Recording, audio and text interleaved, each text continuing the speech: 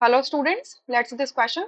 The question says enthalpies of formation of CO gas, CO2 gas, N2O gas and N2O4 gas are these values in kilojoule per mole respectively. The value of delta RH यानी कि heat of the reaction to the following reaction is. अब ये जो below reaction दिया है इसके लिए heat energy निकालनी है कितनी involved होगी. Yeah. सो हमें एंथैल्पीज ऑफ फॉर्मेशन दिया, अब यूनिट देख रहे हो किलो जूल पर मोल में, यानी कि जो भी सब्सटेंस फॉर्म हो रहा है वो एक मोल ही फॉर्म होगा. ठीक है. अच्छा, तो कैसे कैसे एक एक रिएक्शन लिख लेते हैं. फर्स्ट रिएक्शन में अगर लिखती हूँ तो सीओ की फॉर्मेशन हो रही है. ठीक है. तो किससे होगी? कार्बन, कार्बन से होगी.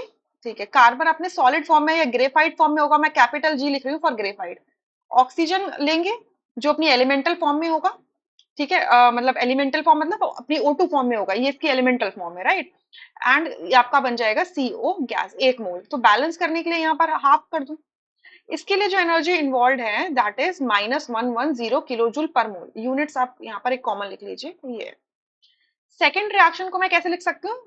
हीट ऑफ फॉर्मेशन को, heat of formation of CO2. So carbon graphite form में plus O2 gives you CO2 gas. इसके लिए हीट इन्वॉल्व है -393. N2O का जो फॉर्मेशन होगा वो कैसे होगा?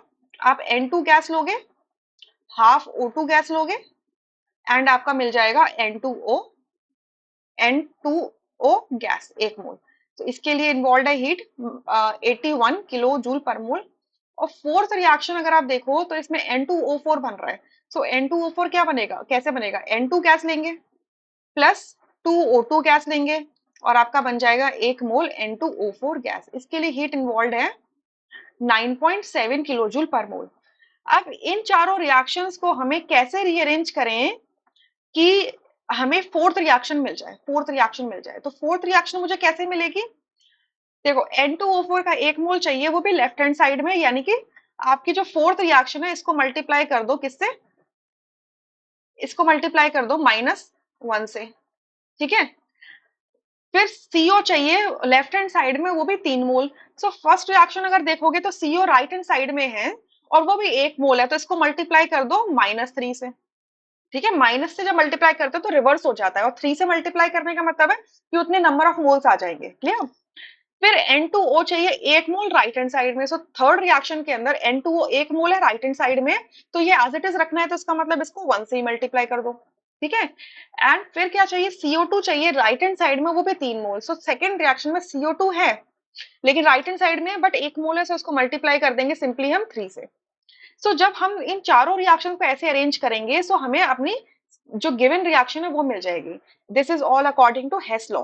ठीक है. हेस लॉ के अकॉर्डिंग है. सो अगर अब हम रिएक्शन को इस तरीके से करेंगे तो इनकी जो एनर्जीज हैं वो भी सेम वे में रिएक्ट करेंगी.